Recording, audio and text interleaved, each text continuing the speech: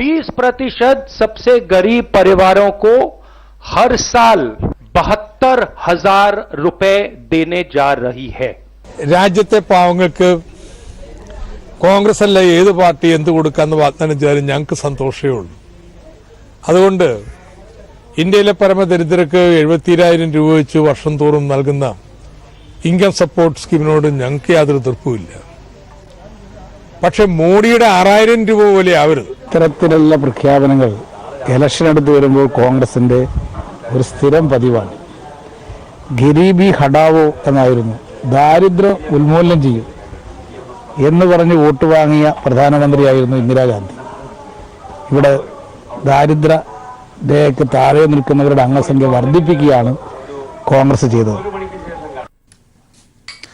നമസ്കാരം, news and വ്യൂസിലേക്ക് സ്വാഗതം.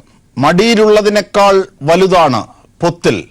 വയനാടിന്റെ പേരിൽ രാഹുലും മൗനം തുടരുമ്പോൾ കേരളമെന്ന കുഞ്ഞിടത്തെ ഗ്രൂപ്പ് പോരുകൾക്ക് നേതാവിനെ മറികടക്കാൻ കഴിയുന്ന ശക്തിയുണ്ട് എന്നാണ് മനസ്സിലാക്കേണ്ടത്. ഉമ്മൻചാണ്ടിയും രമേശ് ചെന്നിത്തലയും മുല്ലപ്പള്ളിയും പറയുന്നത് മനസ്സിലാക്കാം. പക്ഷേ അതിന് ചൂട്ടുപിടിക്കുന്ന രാഹുൽ എന്ന അഖിലേന്ത്യാ സ്വഭാവത്തിൽ നിന്ന് തരം താഴുകയല്ലേ ആ അധ്യക്ഷൻ ചെയ്യുന്നത്? പിന്നെ വാഗ്ദാനങ്ങളുടെ കാര്യം, മലയാളികളുടെ ദാസനെയും വിജയനെയും ഓർമ്മിപ്പിക്കുന്നതാണോ ഈ വാഗ്ദാനങ്ങൾ? പാലൊഴുക്കാം തേനൊഴുക്കാം എന്നൊക്കെ പറയുന്ന സ്ഥിരം പല്ലവിക്കപ്പുറം രാഹുൽ പറഞ്ഞതിന് അർത്ഥങ്ങൾ എന്തൊക്കെ? അതിലെ പ്രായോഗികത ചോദ്യം ചെയ്യപ്പെടുകയാണോ വേണ്ടത് ഈ ഘട്ടത്തിൽ? ന്യൂസ് ആൻഡ് വ്യൂസ് ഉയർത്തുന്ന ചോദ്യങ്ങൾ, രാഹുൽ പറഞ്ഞ പദ്ധതികളും പറയാത്ത വയനാടും പറയുന്നത് എന്തൊക്കെ? കോൺഗ്രസിന്റെ നവലിബറൽ നയങ്ങളിൽ പരാജയം സമ്മതിച്ചുള്ള പിന്മാറ്റമോ രാഹുൽ വാഗ്ദാനങ്ങൾ? ശ്രീ തോമസ് ഐസക്, ശ്രീമതി ആനി രാജ, ശ്രീ PS സലിം, ശ്രീ ശ്യാംകുമാർ, M ജയചന്ദ്രൻ എന്നിവരാണ് നമ്മുടെ ചർച്ചയിൽ പങ്കാളികളാണ്. ആദ്യം കോൺഗ്രസ് വക്താവ് ശ്രീ PS സലിമിലേക്ക്. നമ്മുടെ ചർച്ചയിലുള്ളത് തോമസ് ഐസക്, ആനി രാജ, PS സലിം, ശ്യാംകുമാർ, M ജയചന്ദ്രൻ എന്നിവരാണ്. ആദ്യം ശ്രീ PS സലിമിലേക്ക്. ശ്രീ PS സലിം, ഇന്ന് രാഹുൽ ഗാന്ധി വാർത്താ സമ്മേളനത്തിലൂടെ പറഞ്ഞതിൽ കേരളത്തിന്റെ പരിപ്രേക്ഷ്യത്തിൽ ചർച്ച ചെയ്യാവുന്ന വിഷയങ്ങളുണ്ട്, ദേശീയ പരിപ്രേക്ഷ്യത്തിൽ ചർച്ച ചെയ്യാവുന്ന വിഷയങ്ങളുമുണ്ട്. ഈ രാഹുൽ പറഞ്ഞ പദ്ധതിയും പറയാത്ത വയനാടും, ഇത് രണ്ടുമാണ് ഇന്ന് പ്രധാനമായും കേരളത്തിലെ ചർച്ച. താങ്കൾക്ക് പ്രതികരിക്കാം ആദ്യം. അജിംഷാദ് പറഞ്ഞ ഈ കാര്യത്തില് ഒരു തരത്തിലും താരതമ്യം ചെയ്യാൻ കഴിയുന്ന കാര്യമല്ല പറഞ്ഞത്. ഇന്ത്യൻ നാഷണൽ കോൺഗ്രസിന്റെ പ്രകടന പത്രികയുമായി ബന്ധപ്പെട്ട് അതിലെ ഹൈലൈറ്റ്സ് ആണെന്ന് രാഹുൽ ഗാന്ധി പത്രസമ്മേളനം നടത്തി. അത് കൃത്യമായി അതിന്റെ ഏറ്റവും പ്രധാനപ്പെട്ട ഇന്ത്യയിലെ പാർശ്വവൽക്കരിക്കപ്പെട്ട ജനങ്ങളുടെ ജീവിത സുരക്ഷിതത്വം വാഗ്ദാനം ചെയ്യുന്ന ഒരു ചരിത്രപരമായ പദ്ധതിയാണ് നാളത്തെ പ്രകടന പത്രികയിൽ വരാനിരിക്കുന്ന ഏറ്റവും സുപ്രധാനമായ ഒരു പ്രഖ്യാപനമാണ് നടത്തിയത്. അത് രാഹുൽ ഗാന്ധി നടത്തിയ ആ പ്രഖ്യാപനവും കോൺഗ്രസിന്റെ സ്ഥാനാർത്ഥി ലിസ്റ്റും തമ്മിൽ പറഞ്ഞതും പറയാത്തതും എന്നുള്ള ഒരു ശീർഷകവുമായി ബന്ധപ്പെടുത്തി പറയുന്നതിനോട് എനിക്ക് വിയോജിപ്പുണ്ട്. കോൺഗ്രസിന് നമുക്ക് ഈ പ്രഖ്യാപനം നടത്തിയത്, അതായത് ഈ രാഹുൽ ഗാന്ധി നടത്തിയ പ്രഖ്യാപനം ഗരീബി ഹഠാവോ, ദാരിദ്ര്യ നിർമ്മാർജ്ജനം എന്ന് ഇന്ദിരാഗാന്ധിയും രാജീവ് ഗാന്ധിയും ഒക്കെ ആവർത്തിച്ചതിന്റെ അതേ വഴിക്കാണ് എന്ന തരത്തിലല്ല നമ്മൾ ചർച്ച ചെയ്യുന്നത്. അതിനേക്കാൾ ഗൗരവമായിട്ടാണ്. അതിന്റെ പ്രായോഗിക വശങ്ങൾ അടക്കമുള്ളവയിലേക്ക് നമുക്ക് പോകേണ്ടതുണ്ട്. അത് നമുക്ക് പോകാം. വയനാടിന്റെ കാര്യത്തിലേക്ക് ആദ്യം എത്താം. രണ്ടാമത് നമുക്ക് വാഗ്ദാനത്തിന്റെ കാര്യങ്ങളിലേക്ക് എത്താം. വയനാടിനെ കുറിച്ച് ചോദിച്ചപ്പോൾ രാഹുൽ ഗാന്ധി ഇന്നും മൗനമാണ് അവലംബിച്ചത്. എങ്ങനെ അത് ശരിയാകും? അജിംഷാദ്, വയനാട് രാഹുൽ ഗാന്ധി മത്സരിക്കണം എന്നുള്ളത് കേരള പ്രദേശ് കോൺഗ്രസ് കമ്മിറ്റിയുടെയും കേരളത്തിലെ കോൺഗ്രസ് നേതാക്കന്മാരുടെയും മലപ്പുറം, വയനാട്, കോഴിക്കോട് ജില്ലാ കോൺഗ്രസ് കമ്മിറ്റികളുടെയും പൊതുവികാരമാണ്. അത് രാഹുൽ ഗാന്ധിയെയും അഖിലേന്ത്യാ കോൺഗ്രസ് കമ്മിറ്റിയുടെയും കൃത്യമായി കേരളത്തിൽ നിന്ന് അറിയിച്ചിട്ടുണ്ട്. അത് സജീവമായ പരിഗണനയിലാണെന്നുള്ള ഒരു പ്രഖ്യാപനം, ഓൾ ഇന്ത്യ കോൺഗ്രസ് കമ്മിറ്റിയുടെ പ്രഖ്യാപനം ഇതിനോടകം ഈ പീപ്പിൾ TV അടക്കമുള്ള ദൃശ്യമാധ്യമങ്ങൾക്ക് ലഭിച്ചിട്ടുണ്ട്. പക്ഷേ വയനാട്ടിൽ രാഹുൽ ഗാന്ധിയുടെ സ്ഥാനാർത്ഥിത്വം പ്രഖ്യാപിച്ചിട്ടില്ല. വയനാട്ടിൽ രാഹുൽ ഗാന്ധി സ്ഥാനാർത്ഥിയാകണം എന്ന് പറഞ്ഞത് ഒട്ടേറെ കാരണങ്ങൾ കൊണ്ട് കേരളത്തിലെ കോൺഗ്രസ് നേതാക്കന്മാരാണ്. കർണാടകത്തിലെ കോൺഗ്രസ് നേതാക്കന്മാർ, സിദ്ധരാമയ്യ ഉൾപ്പെടെയുള്ള കർണാടകത്തിലെ കോൺഗ്രസ് നേതാക്കന്മാർ ഈ ആവശ്യം മുന്നോട്ട് വെച്ചിരുന്നു. തമിഴ്നാട്ടിൽ നിന്ന് മുന്നോട്ട് വെച്ചിരുന്നു. ആന്ധ്രയിൽ നിന്ന് മുന്നോട്ട് വെച്ചിരുന്നു. ഈ തെരഞ്ഞെടുപ്പിന്റെ സവിശേഷമായ പ്രാധാന്യം ഉൾക്കൊണ്ടുകൊണ്ട് ഇന്ത്യയുടെ ഭാവി പ്രധാനമന്ത്രി വടക്കും തെക്കും മത്സരിക്കണം എന്നുള്ള ഒരു സർഗാത്മകമായ നിർദ്ദേശം, ആ നിർദ്ദേശത്തോടുകൂടിയാണ് ഈ സൗത്ത് ഇന്ത്യയിലെ എല്ലാ സംസ്ഥാനങ്ങളും ക്രിയാത്മകമായി പ്രതികരിച്ചിട്ടുള്ളത്. അതിൽ കുറെ കൂടി കേരളം പോലെ ഒരു സംസ്ഥാനം കുറെ കൂടി വൈകാരികമായി പ്രതികരിച്ചു എന്നുള്ളതാണ് ഈ തീരുമാനത്തിന്റെയും ഈ കോൺഗ്രസ് കേരള പ്രദേശ് കോൺഗ്രസ് കമ്മിറ്റിയുടെയും ഈ സമ്മർദ്ദത്തിന്റെ അതല്ല, അതിലെ ഷാർപ്പായ വിഷയം മറ്റൊന്നാണ്. അതായത് അമേഠിയിൽ മാത്രം മത്സരിക്കാതെ രാഹുൽ ഇങ്ങോട്ടേക്ക് എത്തുക വഴി അത് നൽകുന്ന സന്ദേശങ്ങളുണ്ട്. ഒന്ന്, പരാജയ ഭീതി മൂലമാണ് രാഹുൽ അവിടെ നിന്ന് ഓടുന്നതെന്ന് അത് നാം കഴിഞ്ഞ ദിവസങ്ങളിലൊക്കെ ചർച്ച ചെയ്തതാണ്. അതിലേക്ക് കൂടുതലായി ഞാൻ പോകുന്നില്ല. തെറ്റായ സന്ദേശം നൽകുമെന്നത്, കാരണം പൊതുശത്രു ഇന്ത്യയിൽ കോൺഗ്രസ് നേരിടുന്നത് ആരെയാണ് എന്ന സന്ദേശം അത് കേരളത്തിലെത്തിയാൽ പോകുമെന്നത്, അത് രണ്ടും കഴിഞ്ഞ ദിവസങ്ങളിൽ നാം ചർച്ച ചെയ്തതാണ്. വീണ്ടും പ്രേക്ഷകരുടെ മുമ്പിലേക്ക് അത് ഇടേണ്ട കാര്യമില്ല. നമുക്ക് ഇന്ന് പറയാം, രാഹുൽ എന്തുകൊണ്ട് ഇന്നത്തെ വാർത്താ സമ്മേളനത്തിൽ മറ്റു ക്വസ്റ്റ്യനുകൾക്കൊന്നും ഞാൻ ഉത്തരം പറഞ്ഞില്ല എന്ന് പറഞ്ഞ് അനിശ്ചിതത്വം ബാക്കിയാക്കി പിൻവാങ്ങി. എന്തുകൊണ്ട് രാഹുലിന് കൃത്യമായി മത്സരിക്കാൻ താല്പര്യമുണ്ടെന്നോ മത്സരിക്കുമെന്നോ പരിഗണനയിലാണെന്നോ മത്സരിക്കില്ലെന്നോ വ്യക്തമാക്കി രാഹുലിന് പറയാനായില്ല? അതാണ് ചോദ്യം. അല്ല, അജിംഷാ, രാഹുൽ ഗാന്ധിയെ പോലെ ഒരു നേതാവ് നിങ്ങളുടെ ചോദ്യങ്ങൾക്ക് അല്ലെ മാധ്യമങ്ങളുടെ ചോദ്യങ്ങൾക്ക് ഈ രീതിയിൽ പ്രതികരിക്കണം എന്നുള്ള ഒരു കൺവെൻഷൻ ഒന്നും നമ്മുടെ രാജ്യത്തില്ല. ഇന്ന് രാഹുൽ ഗാന്ധി പ്രസ് മീറ്റ് വിളിച്ചത് കോൺഗ്രസിന്റെ പ്രകടനപത്രികയുമായി ബന്ധപ്പെട്ട ഈ റവല്യൂഷണറിയായ വിപ്ലവകരമായ ഈ തീരുമാനം പ്രഖ്യാപിക്കാൻ വേണ്ടിയാണ്. അത് സ്വാഭാവികമായി ഞാനും കണ്ടു, നമ്മളെല്ലാവരും കണ്ടതാണ്. മാധ്യമങ്ങൾ ബ്രേക്കിംഗ് ന്യൂസ് കൊടുത്തു, വയനാടിന്റെ കാര്യത്തിൽ തീരുമാനം പ്രഖ്യാപിക്കാൻ പോകുന്നു എന്നുള്ളത്. അത് രാഹുൽ ഗാന്ധിയെ പഠിക്കാൻ കഴിയുമോ? ഒരു പ്രധാനപ്പെട്ട കാര്യം, രാഹുൽ ഗാന്ധിയുടെ ഉൾപ്പെടെയുള്ള സ്ഥാനാർത്ഥിത്വം പ്രഖ്യാപിക്കുന്നത് അഖിലേന്ത്യാ കോൺഗ്രസ് കമ്മിറ്റിയുടെ പ്രസിഡന്റായ രാഹുൽ ഗാന്ധി അല്ല. അതിന് കോൺഗ്രസിന് വ്യക്തമായ ചില നടപടിക്രമങ്ങളുണ്ട്. അത് സെൻട്രൽ ഇലക്ഷൻ കമ്മിറ്റി കൂടി ഈ സ്ഥാനാർത്ഥിത്വം ചർച്ച ചെയ്ത് രാഹുൽ ഗാന്ധി ആണെങ്കിലും സോണിയാഗാന്ധി ആണെങ്കിലും ഏത് ഉന്നതനായ നേതാവാണെങ്കിലും സെൻട്രൽ ഇലക്ഷൻ കമ്മിറ്റിയുടെ യോഗം ചേർന്ന് ആ പ്രൊസീജിയർ കംപ്ലൈ ചെയ്തുള്ള ഒരു പ്രഖ്യാപനമാണ് വരുന്നത്. അതൊക്കെ നിങ്ങളുടെ ആഭ്യന്തര കാര്യമാണ്. വയനാട്ടിൽ മത്സരിക്കുമോ ഇല്ലയോ എന്നത് രാഹുൽ ഗാന്ധി ആരായാൻ നാം ഒക്കെ ആ വാക്കുകൾ വ്യക്തമാകുന്നത് ഏതൊക്കെ തരത്തിലാണ് എന്നത് പ്രതീക്ഷിച്ചതാണ്. അത് പറഞ്ഞില്ല എന്നുള്ളതാണ് ഏറ്റവും വലിയ പ്രശ്നം. ഞാൻ ആനി രാജയിലേക്ക് പോവുകയാണ്. ശ്രീമതി ആനി രാജ, അതായത് രാഹുൽ ഗാന്ധിയുടെ വയനാട് സ്ഥാനാർത്ഥിത്വവുമായി ബന്ധപ്പെട്ട് ഇടതുപക്ഷത്തിന് യാതൊരു ഭയവുമില്ല. അതിനെ രാഷ്ട്രീയമായി തന്നെ നേരിടും. കാരണം രാഹുൽ ഗാന്ധിയുടെ അപ്പൂപ്പനായ നെഹ്റുവും 69 വിമോചന സമരത്തിന് ശേഷം, പിന്നീട് 77 ഇന്ദിരാഗാന്ധിയും ഒക്കെ കേരളത്തിന്റെ രാഷ്ട്രീയത്തോട് നേരിട്ട് ഏറ്റുമുട്ടിയതാണ്. അതിനെയൊക്കെ അതിജീവിക്കാമെങ്കിൽ രാഹുലിനെ അതിജീവിക്കുന്നത് വലിയ കാര്യമൊന്നുമല്ല. ഒരു പക്ഷേ അതുകൊണ്ട് രാഷ്ട്രീയമായി യാതൊരു ഭയപ്പാടുമില്ല. പക്ഷേ രാഹുൽ ഗാന്ധി എന്ന ദേശീയ നേതാവ് നൽകുന്ന സന്ദേശവും അമേഠിയിലെ പരാജയ ഭയവുമാണ് ഞങ്ങൾക്കറിയേണ്ട രാഷ്ട്രീയ പ്രശ്നങ്ങളെന്നായിരുന്നു നിങ്ങൾ ഇടതുപക്ഷക്കാർ ഇതുവരെ മുമ്പോട്ട് വച്ചിരുന്നത്. ഇന്നിപ്പോൾ ഏറ്റവും പുതിയ ഒരു വാർത്തയെത്തുന്നു. നരേന്ദ്രമോദി കർണാടകത്തിൽ മത്സരിക്കാനായി ഒരുങ്ങുന്നു. നരേന്ദ്രമോദിയുടെ സ്ഥാനാർത്ഥിത്വം സംബന്ധിച്ച വ്യക്തത എത്തിയതിനു ശേഷം വയനാട്ടെ കാര്യം രാഹുൽ ഗാന്ധി പരിഗണിക്കും എന്നൊരു വാർത്തയുണ്ട് ഏറ്റവും ഒടുവിലെത്തിയത്.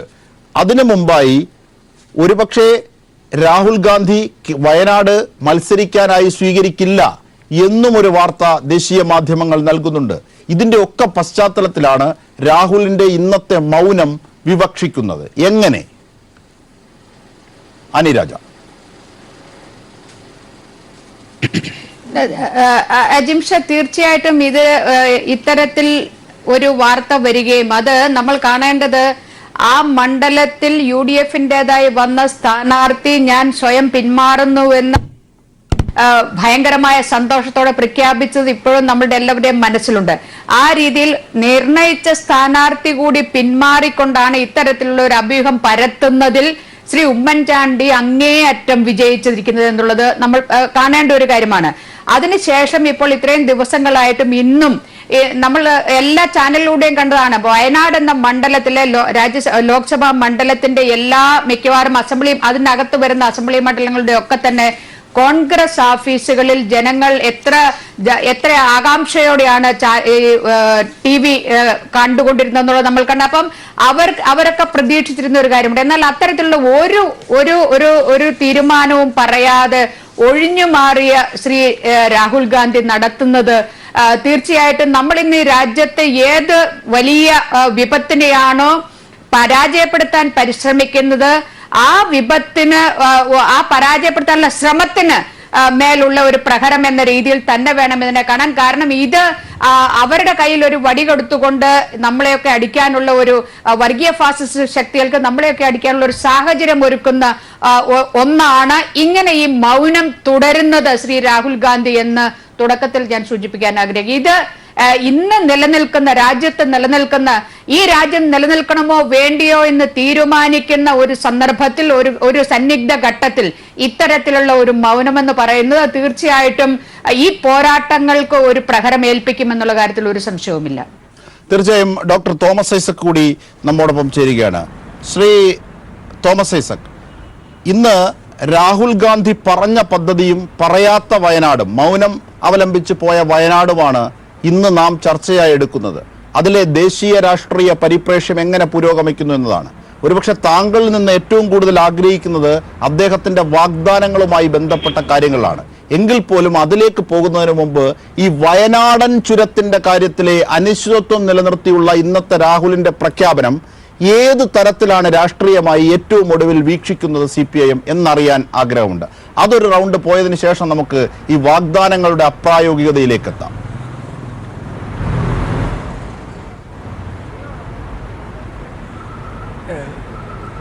കോൺഗ്രസ് ആണ് അവരുടെ സ്ഥാനാർത്ഥിയെ തീരുമാനിക്കേണ്ടത്. ആരെ തീരുമാനിച്ചാലും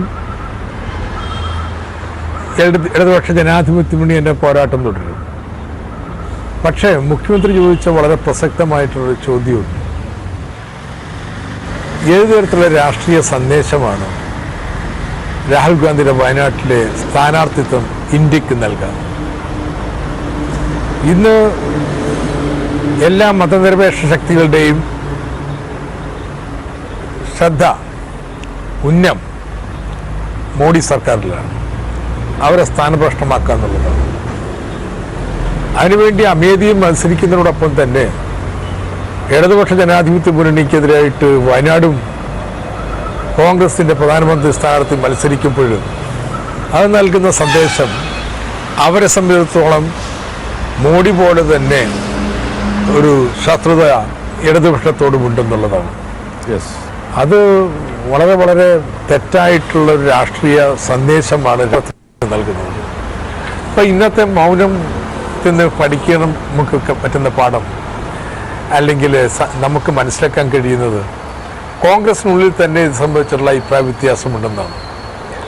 കേരളത്തിൽ നിന്ന് PC ചാക്കോടൊക്കെ ഉള്ളവർ ഇതിനോട് എതിർപ്പ് പ്രകടിപ്പിച്ചിട്ടുണ്ട്. ഏതെങ്കിലും സാമാന്യമായിട്ട് ഇന്ത്യൻ രാഷ്ട്രീയത്തെ വിലയിരുത്തുന്ന ഏതൊരാളും ഇത് ശരിയായൊരു നിലപാടല്ലെന്ന് പറയും. ഇതേതാണ്ട് ഡൽഹിയിലെ കോൺഗ്രസ് ആം ആദ്മി പാർട്ടിയോട് എടുക്കുന്ന സമീപനം പോലെയാണ്. യഥാർത്ഥത്തിൽ അവിടെയുള്ള ഭിന്നിപ്പ് BJPക്ക് ഏതാനും സീറ്റുകൾ കൂടുതൽ മേടിച്ചു കൊടുക്കത്തേയുള്ളൂ. യാഥാർത്ഥ്യബോധത്തോടു കൂടി ഡൽഹിയിലെ സ്ഥിതിവിശേഷത കണക്കെടുക്കുന്നതിന് പകരം അവിടെ വാശിക്ക് ഇപ്പം എന്താണ് അവസാന തീരുമാനം എന്ന് അറിയില്ല, ഏതാനും ദിവസം മുമ്പ് വരെ അവിടെ മത്സരിക്കുന്നതിനാണ് കോൺഗ്രസ് മുന്നോട്ട് വന്നിരുന്നത്. ഏതാണ്ട് ഇതുപോലെ ഒരു സന്ദേശമാണ് രാഹുൽ ഗാന്ധിയുടെ മത്സരിക്കുന്നതിന് ഫലമായിട്ട് കോൺഗ്രസ് നൽകുന്നത്. അത് ഒരു സംശയമില്ല, ഇന്ന് BJPക്കെതിരായിട്ടുള്ള ദേശീയ തലത്തിലുള്ള മുന്നേറ്റത്തെ ബലഹീനമാക്കുകയുള്ളൂ. ശരിയാണ്, ഷാർപ്പാണ്. അതായത് ഇടതുപക്ഷം എന്ന നിലയിൽ രാഹുൽ ഗാന്ധിയല്ല, രാഹുൽ ഗാന്ധിയുടെ അപ്പൂപ്പന്മാരായ ജവഹർലാൽ നെഹ്റുവിനോടും അല്ലെങ്കിൽ ഇന്ദിരാഗാന്ധിയോടും ഒക്കെ പോരാടി രാഷ്ട്രീയമായി ജയിച്ച പാരമ്പര്യം ഇടതുപക്ഷത്തിനുണ്ട്. അതുകൊണ്ട് രാഹുൽ വലിയ വിഷയമല്ല. രാഹുലിനോട് കൃത്യമായി നേരിടാനുള്ള രാഷ്ട്രീയ പ്രബുദ്ധതയും അതും ഇടതുപക്ഷത്തിനുണ്ട്, ഇടതുപക്ഷം കാംക്ഷിക്കുന്ന ജനതയ്ക്കുണ്ട്. പക്ഷേ ഇവിടെ വിഷയമാകുന്നത് കോൺഗ്രസ് മുമ്പോട്ട് വെക്കുന്ന ദേശീയ സന്ദേശം എന്ത് എന്നുള്ളതാണ്. ആരാണ് പൊതുശത്രു എന്നതിന്റെ പ്രഖ്യാപനം. ഇതാണ് തോമസ് ഐസക്കും അടയാളപ്പെടുത്തിയത്. BJP നേതാവ് ശ്യാംകുമാറിലേക്ക്. ശ്യാംകുമാർ, ഏറ്റവും ഒടുവിലെത്തുന്ന വാർത്ത, BJPക്ക് വേണ്ടി മോദി കർണാടകത്തിൽ മത്സരിച്ചാൽ അതിന് ബദലായി രാഹുൽ ഗാന്ധി കേരളത്തിൽ ഒരുപക്ഷെ വയനാട്ടിൽ മത്സരിക്കും എന്നതാണ്. മോദിക്ക് ബദലാകാൻ രാഹുൽ ഗാന്ധി പല പല പരിപാടികളും സൂത്രപ്പണികളും നടത്തുന്നുണ്ട് എന്നുള്ളത് വാസ്തവം തന്നെയാണ്. പക്ഷേ രാഹുൽ ഗാന്ധി കേരളത്തിലേക്ക് വരുന്നത് കോൺഗ്രസ്സുകാർ ആഗ്രഹിക്കുന്നത് പോലെ ഒരു വലിയ മാറ്റം കോൺഗ്രസ്സിന് കേരളത്തിൽ ഉണ്ടാക്കിയെടുക്കാൻ സാധിക്കും, വലിയ ഉത്തേജനം കൊടുക്കുന്ന ഒരു കാറ്റലിസ്റ്റായിട്ട് മാറുന്നതൊക്കെയാണ് അവർ പ്രതീക്ഷിക്കുന്നത്. വാസ്തവത്തിൽ അമേഠിയിലെ കാര്യം പരിശോധിച്ചാൽ പടിപടിയായി ഓരോ തെരഞ്ഞെടുപ്പിലും അവിടെ രാഹുൽ ഗാന്ധിയുടെ ഭൂരിപക്ഷം ക്രമാനുഗതമായി കുറഞ്ഞു വരുന്ന ഒരു സാഹചര്യമുണ്ട്. ആ അപകട അവസ്ഥയെ നേരിടാനാണ് കേരളത്തിലെ ഏറ്റവും സുരക്ഷിത മണ്ഡലമെന്ന് കോൺഗ്രസ് വിശേഷിപ്പിക്കുന്ന മുസ്ലിം ലീഗിന് കൂടി ഭൂരിപക്ഷമുള്ള പ്രദേശങ്ങളെ ഉൾപ്പെട്ട വയനാട് മണ്ഡലത്തിലേക്ക് കോൺഗ്രസ് വരുന്നത്, അല്ലെങ്കിൽ അവരുടെ അധ്യക്ഷനെ കൊണ്ടുവരുന്നത്. അദ്ദേഹത്തിന് ഏതെങ്കിലും മണ്ഡലത്തിൽ നിന്ന് വിജയിക്കണം എന്നുള്ള ആഗ്രഹത്തെ നമുക്ക് എതിർക്കാൻ പറ്റത്തില്ല. അല്ല, മോദിയും നേരത്തെ 2 മണ്ഡലങ്ങളിൽ മത്സരിച്ചിട്ടുണ്ട്. ഇപ്പോഴും കർണാടകയിൽ ഒരുപക്ഷെ മത്സരിക്കാൻ വരുന്നു എന്ന് പറയുന്നു. അങ്ങനെ 2 മണ്ഡലങ്ങളിൽ മത്സരിക്കുന്നത് രാഹുലിന് മാത്രം ചേർന്നതല്ല, മോദിക്ക് ചേർന്നതാണെന്ന സന്ദേശം ശരിയാണോ? അല്ല, ആ പറയുന്നതിനകത്തൊരു ചില കാര്യങ്ങളുണ്ട്. പക്ഷേ വസ്തുതാപരമായി ഇന്ത്യൻ രാഷ്ട്രീയത്തിൽ നരേന്ദ്രമോദിയോട് തുലനം ചെയ്യാവുന്ന ഒരു വ്യക്തിത്വമോ രാഷ്ട്രീയ നേതാവോ അല്ല ഇന്ന് ഇന്ത്യയിൽ രാഹുൽ ഗാന്ധി. അദ്ദേഹം പല പല പടികൾ നടത്തുന്നുണ്ട്. പക്ഷെ അതിലൊക്കെ തന്നെ നമ്മളൊക്കെ എത്ര ആഗ്രഹിച്ചാലും ത്രാസ് എത്രയാണ് ഉയരുന്നത് മോദിയുടെ തട്ട് എന്ന് നമുക്ക്, അല്ല താഴുന്നത് എന്ന് നമുക്ക് കാണാൻ സാധിക്കും. അപ്പോൾ അതുകൊണ്ട് രാഹുൽ ഗാന്ധി മോദിക്ക് ബദലാണ്, മോദി ചെയ്യുന്നതെല്ലാം ഞാൻ ആവർത്തിക്കും എന്ന് പറയുന്നതിനകത്തൊന്നും ഒരർത്ഥവുമില്ല. രാഹുൽ ഗാന്ധി സുരക്ഷിത മണ്ഡലം തേടുമ്പോൾ നരേന്ദ്രമോദിയെ സംബന്ധിച്ചിടത്തോളം വാരണാസിയിൽ ഒരു പ്രശ്നവുമില്ല. അദ്ദേഹം ഓരോ തെരഞ്ഞെടുപ്പ് കർണാടകയിൽ വരില്ല മോദി. കർണാടകയിൽ വരുന്നതുമായി ബന്ധപ്പെട്ട് ഇതുവരെ ഒരു സ്ഥിരീകരണവും വന്നിട്ടില്ല. എനിക്ക് അതും സംബന്ധിച്ച് ശ്രീ എം ജയചന്ദ്രൻ, ഈ വയനാടിന്റെ കാര്യത്തിൽ ഇപ്പോഴും അനിശ്ചിതത്വം നിൽക്കുമ്പോൾ ഇതിൽ നിന്നെല്ലാം, ഈ രാഷ്ട്രീയമായ വിവക്ഷകളിൽ നിന്നെല്ലാം വ്യത്യസ്തമായ ഒരു കാര്യമുണ്ട്. അതായത് ഇപ്പോഴും ഈ തെരഞ്ഞെടുപ്പ് ആസന്നമായി ഇടതുപക്ഷം അവരുടെ സ്ഥാനാർത്ഥികളെ പ്രഖ്യാപിച്ച് 2ാം റൗണ്ട് പ്രചരണം ശക്തമാകുന്ന ഒരു വേളയിൽ പോലും കോൺഗ്രസിന്റെയോ പ്രധാന എതിരാളിയായ കോൺഗ്രസിന്റെ സ്ഥാനാർത്ഥികളെ പൂർണ്ണമായി നിശ്ചയിക്കാനാകാത്തത് എന്ന അനിശ്ചിതത്വം ഇപ്പോഴും ബാക്കി വെക്കുന്നു. അത് അഖിലേന്ത്യാ അധ്യക്ഷന്റെ വാക്കുകളിൽ പോലും ആ അനിശ്ചിതത്വത്തിന്റെ മൗനമുണ്ട് എങ്കിൽ അത് ചർച്ച ചെയ്യേണ്ട മറ്റൊരു പരിപ്രേക്ഷ്യമുണ്ട്. അതിലേക്ക് പോകാം. ശ്രീ എം ജയചന്ദ്രൻ.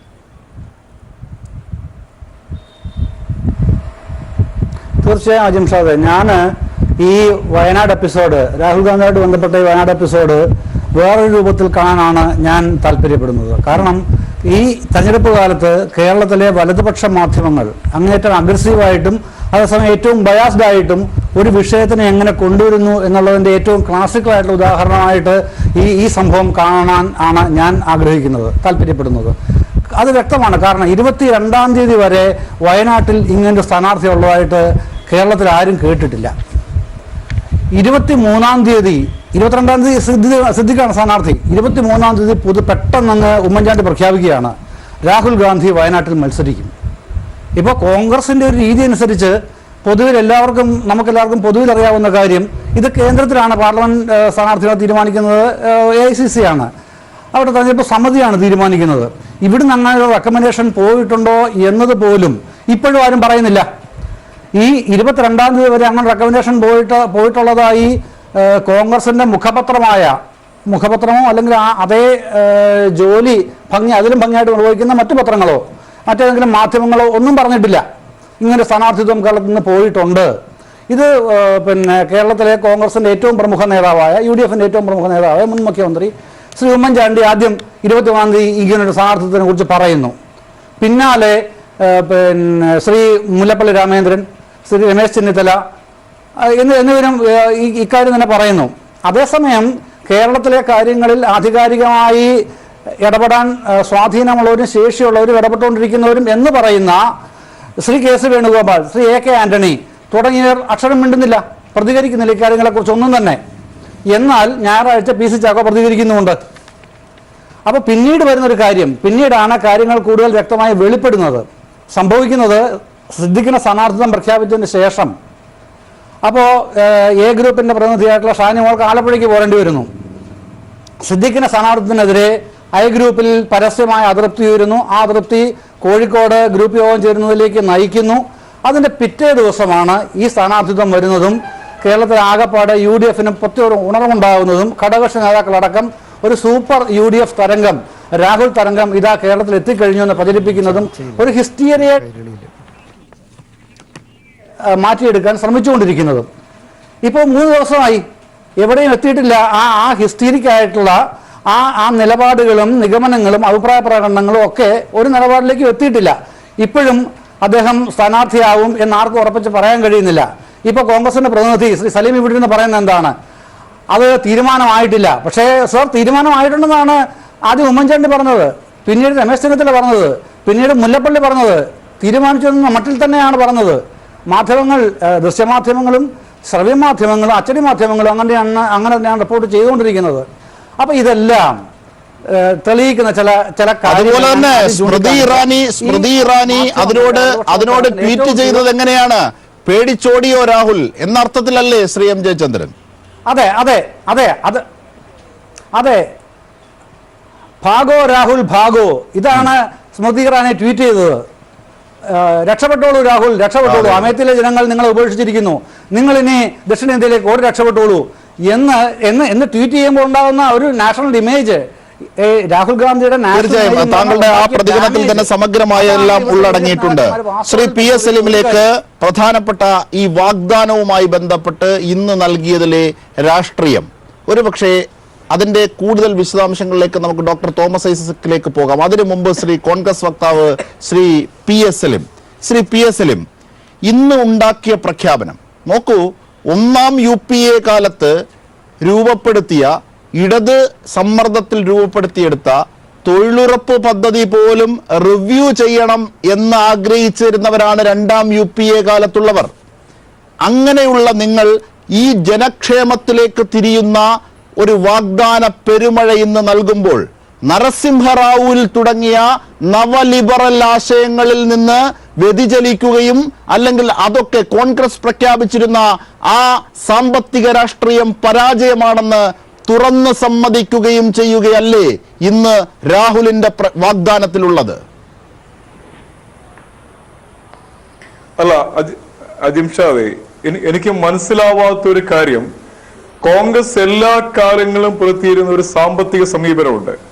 നിങ്ങളത് നവലിബറൽ എന്ന് പറയുന്ന മൻമോഹൻ സിംഗിനെ ആക്ഷേപിച്ചാലും ഇന്ത്യ രാജ്യത്തിലെ പട്ടിണി പാവങ്ങൾക്ക് വേണ്ടിയുള്ള കർമ്മ പദ്ധതികള് ഇന്ദിരാഗാന്ധി മുതൽ കോൺഗ്രസിന്റെ എല്ലാ പ്രധാനമന്ത്രിമാരും, പണ്ഡിറ്റ് ജവഹർലാൽ ഉൾപ്പെടെ, ലാൽ ബഹദൂർ ശാസ്ത്രി ഉൾപ്പെടെയുള്ള മുഴുവൻ കോൺഗ്രസ് പ്രധാനമന്ത്രിമാരുടെയും മനസ്സുകളിൽ ഏത് തീരുമാനമെടുക്കുമ്പോഴും ഇന്ത്യയിലെ പാവപ്പെട്ട ജനങ്ങളുടെ ദാരിദ്ര്യമായിരുന്നു ആ കോൺഗ്രസ് പ്രധാനമന്ത്രിമാരുടെ മനസ്സിലുണ്ടായിരുന്നത്. ഗരീബി ഘടാവോ എന്ന മുദ്രാവാക്യം ഇന്ദിരാഗാന്ധി ഇന്ത്യയിൽ മുന്നോട്ട് വെക്കുമ്പോൾ ദാരിദ്ര്യത്തിൽ താഴെ ജീവിച്ച കോടിക്കണക്കിന് ജനതയുടെ ദുഃഖമായിരുന്നു ഇന്ദിരാഗാന്ധിയുടെയും കോൺഗ്രസിന്റെ മനസ്സിലുണ്ടായിരുന്നത്. കൃത്യമായ പദ്ധതികളിലൂടെയാണ് ഇന്ത്യ രാജ്യത്ത് ദാരിദ്ര്യം നിർമ്മാർജ്ജനം ചെയ്യാൻ ഇന്ത്യൻ നാഷണൽ കോൺഗ്രസിന്റെ നേതൃത്വത്തിലുള്ള ഭരണകൂടങ്ങൾ കഴിഞ്ഞിട്ടുള്ളത്. ഈ 1ാം UPA ഗവൺമെന്റ് ആണെങ്കിലും 2ാം UPA ഗവൺമെന്റ് ആണെങ്കിലും കോൺഗ്രസ് കൊണ്ടുവന്ന മഹാത്മാഗാന്ധി തൊഴിലുറപ്പ് പദ്ധതി ആണെങ്കിലും ഭക്ഷ്യ സുരക്ഷാ നിയമമാണെങ്കിലും വിവരാവകാശ നിയമമാണെങ്കിലും അല്ല സലീം, അത് റിവ്യൂ ചെയ്യണം, അതൊന്ന് പുനഃപരിശോധിക്കണം എന്ന് ആഗ്രഹിച്ചിരുന്നവരാണ് 2ാം UPA സർക്കാർ തൊഴിലുറപ്പ് പദ്ധതിയുമായി ബന്ധപ്പെട്ട്. അതുപോലും കൃത്യമായി ജനക്ഷേമ പക്ഷത്തിൽ നിന്ന് നടപ്പാക്കാൻ കഴിയാത്തവരായിരുന്നു കോൺഗ്രസ്. അതിലേക്ക് നമുക്ക് പോകാം. ഇന്ന് രാഹുലിന്റെ ഈ പ്രഖ്യാപനത്തിൽ 5 കോടി കുടുംബങ്ങൾക്ക് ഈ ഗുണം കിട്ടുമെന്ന്, എന്തുകൊണ്ട് 25 കോടി ജനങ്ങൾക്ക് ഇത് കിട്ടുമെന്ന് പറഞ്ഞില്ല? ഒരു മോഡി സ്റ്റൈലാണ് നിങ്ങളും അപ്ലൈ ചെയ്യുന്നത് അല്ലേ? അതാണ് നേരത്തെ തോമസ് ഐസക് പറഞ്ഞത്. മോഡിയുടെ 6000 പോലെ ആകരുത് രാഹുലെ ഈ 72,000 എന്ന് വളരെ ഷാർപ്പായി ഈ വാഗ്ദാനം എത്തിയതിനു ശേഷം തോമസ് ഐസക് പ്രതികരിച്ചു. കോടിയേരി ബാലകൃഷ്ണൻ CPIM പ്രതികരിച്ചു. ഒരു ചെറിയ കാര്യം ചോദിച്ചോട്ടെ. ഈ ലോക്സഭാ തെരഞ്ഞെടുപ്പിന് മുമ്പ് നടന്ന നിയമസഭാ തെരഞ്ഞെടുപ്പുകളിൽ ഛത്തീസ്ഗഡിലും മധ്യപ്രദേശിലും രാജസ്ഥാനിലും കോൺഗ്രസ് വിജയിച്ചു വന്നപ്പോൾ ആ തെരഞ്ഞെടുപ്പ് കാലങ്ങളിൽ രാഹുൽ ഗാന്ധി കൊടുത്ത വാഗ്ദാനം 24 മണിക്കൂർ കൊണ്ട് നടപ്പാക്കാൻ കാണിച്ച ഒരാർജവുമുണ്ട് രാഹുൽ ഗാന്ധിക്ക്. അത് അക്ഷരം പ്രതി നടപ്പിലാക്കി വ്യക്തമാണ്. ശ്രീ ഡോക്ടർ തോമസ് ഐസക്, അതായത് 5 നിയമസഭാ മണ്ഡലങ്ങളിൽ അല്ലെങ്കിൽ നിയമസഭാ തെരഞ്ഞെടുപ്പുകളിൽ ഏറ്റവും ഒടുവിൽ കഴിഞ്ഞ നിയമസഭാ തെരഞ്ഞെടുപ്പുകളിൽ പ്രഖ്യാപിച്ച വാഗ്ദാനങ്ങളൊക്കെ കൃത്യമായി പാലിക്കാനുള്ള ആർജവം രാഹുൽ ഗാന്ധി കാട്ടി എന്നാണ് ഈ PSLM അവകാശപ്പെടുന്നത്. ഇവിടെ താങ്കൾ ഈ പ്രതികരണം എത്തിയപ്പോൾ താങ്കളും താങ്കളുടെ പാർട്ടിയുടെ സെക്രട്ടറിയും ഒക്കെ പറഞ്ഞത് കോൺഗ്രസ് എല്ലാ കാലത്തും ഇത്തരത്തിൽ വാഗ്ദാനങ്ങൾ നൽകാറുണ്ട്. താങ്കൾ പറഞ്ഞത് ഒരു ജനക്ഷേമ പദ്ധതിയെ ഞങ്ങൾ ഇടങ്കോലിടുന്നില്ല, പക്ഷേ ഈ മോദിയുടെ 6000 പോലെ ആകരുത് 72,000 എന്ന്. ഈ രാഹുലിന്റെ പ്രഖ്യാപനം, ഈ 25 കോടി ജനതയ്ക്ക് ലഭിക്കുന്ന 5 കോടി കുടുംബങ്ങൾക്ക് ലഭിക്കുന്ന ഈ വാഗ്ദാന പ്രഖ്യാപനം, അതിന്റെ പ്രായോഗികതയാണോ താങ്കളെ അത്തരത്തിലൊരു സംസാരത്തിലേക്ക് നയിച്ചത്?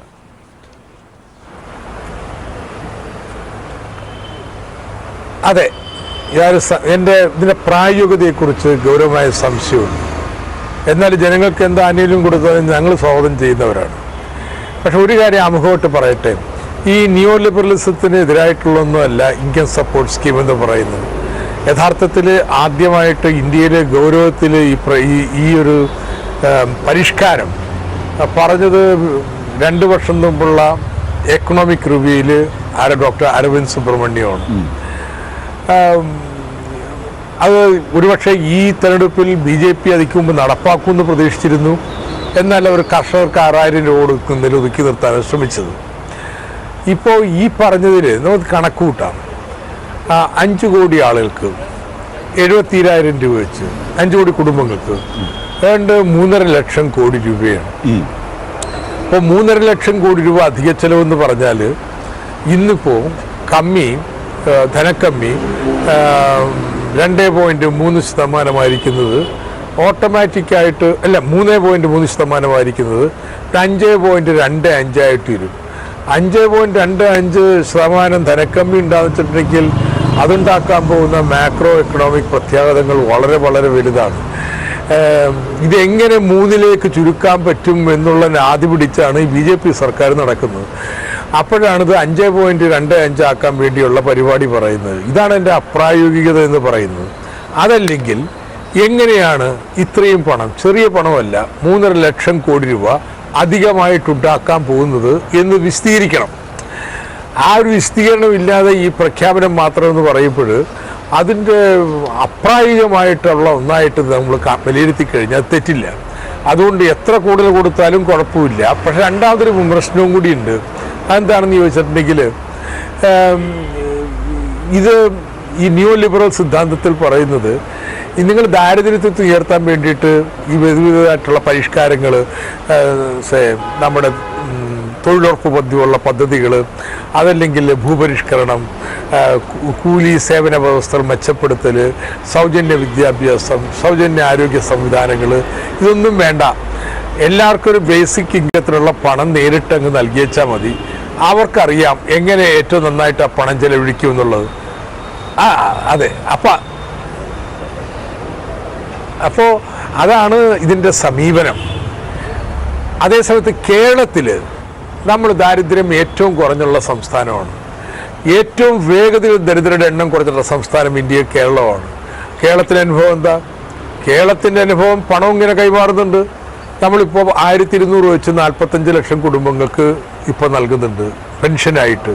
പക്ഷെ അതോടൊപ്പം നമ്മൾ ഭൂപരിഷ്കരണം, കളക്റ്റീവ് ബാർഗെയിനിങ്, അവിടെ കൂലി സേവന വ്യവസ്ഥകൾ മെച്ചപ്പെടുത്തൽ, സൗജന്യ വിദ്യാഭ്യാസം, സൗജന്യ ആരോഗ്യ പദ്ധതികൾ, കുടുംബശ്രീ, ഇതെല്ലാം ചേർത്തുള്ളൊരു സമഗ്ര പരിപാടി. ഇതാണ് കേരളത്തിൻ്റെ മാതൃക. നമ്മളിങ്ങനെ പണം കൊണ്ട് കൈമാറി കൊടുത്തു കഴിഞ്ഞാൽ ആളുകളൊക്കെ രക്ഷപ്പെട്ടോളും എന്ന് ചിന്തിക്കുന്നവരല്ല. അപ്പോൾ ദാർശനികമായിട്ട് ഇതിൻ്റെ സമീപനത്തിൽ തർക്കമുണ്ട്, പ്രായോഗികമായിട്ട് വളരെ ഗൗരവമായിട്ടുള്ള സംശയങ്ങൾ ഉയരുന്നുണ്ട്. വ്യക്തമാക്കിയ ശരിയാണ്, വ്യക്തമാക്കാം. പി എസ് എല്ലിലേക്ക് പോകാം അത് വ്യക്തമാക്കാൻ. ശ്രീ തോമസ് ഐസക്, ഒരു കാര്യം കൂടി, NSAP 8,000 കോടി 55 ലക്ഷം കുടുംബങ്ങൾക്ക് ലഭിക്കുന്നത്, അതിൽ കേന്ദ്രം നൽകിയത് 280 കോടി മാത്രമാണ്. കേന്ദ്രാവിഷ്കൃത പദ്ധതികൾ 27 കോടിയുടെ പദ്ധതികൾ സംസ്ഥാനം ചെയ്യുമ്പോൾ അതിൽ 4 കോടിയാണ് കേന്ദ്രം തരുന്നത്. അതായത് കേന്ദ്രാവിഷ്കൃത പദ്ധതികളിൽ പോലും ധനക്കമ്മി നികത്താൻ സംസ്ഥാനങ്ങളുടെ തലയിൽ ബർഡൻ ഇട്ട് തന്ന് പിന്മാറുന്ന ഒരു നയമാണ് എല്ലാ കാലത്തും കേന്ദ്ര സർക്കാരുകൾ നടത്തി വന്നത്. UDF കാലത്ത് പോലും തുടങ്ങിയ ഈ സ്കോളർഷിപ്പിന്റെ കാര്യം കഴിഞ്ഞ ദിവസം അതൊരു വാർത്തയായി രൂപപ്പെട്ടതാണ്. സ്കോളർഷിപ്പിന്റെ കാര്യത്തിൽ UDFന്റെ കാലത്ത് ചെയ്തവർക്ക് പോലും എത്ര രൂപയാണ് നൽകിയത്? ഇവിടെ LDF ചെയ്യുമ്പോൾ 4 കോടിയാണ് തന്നത്. 34 കോടി രൂപ സംസ്ഥാനം ചിലവഴിക്കുമ്പോൾ 5 കോടിയിൽ താഴെയാണ് ഇങ്ങനെ കേന്ദ്രാവിഷ്കൃത പദ്ധതികളുടെ വിഹിതങ്ങൾ പോലും കൃത്യമായി എത്തിക്കാൻ പ്രാപ്തമാകാത്ത ഒരു കേന്ദ്ര ഖജനാവിൽ നിന്നുകൊണ്ടാണ് ഈ 3.5 ലക്ഷം കോടി രൂപ ജനതയിലേക്ക് വിതരണം ചെയ്യുമെന്ന് പറയുന്നത്. അപ്രായോഗികതയുടെ ആഴങ്ങൾ ശ്രീ തോമസ് ഐസക്.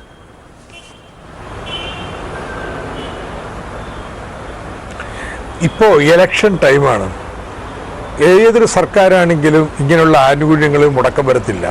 തൊഴിലുറപ്പിൽ പോലും കേരളത്തിൽ മാത്രം 1200 കോടി രൂപ തരാറുണ്ട്.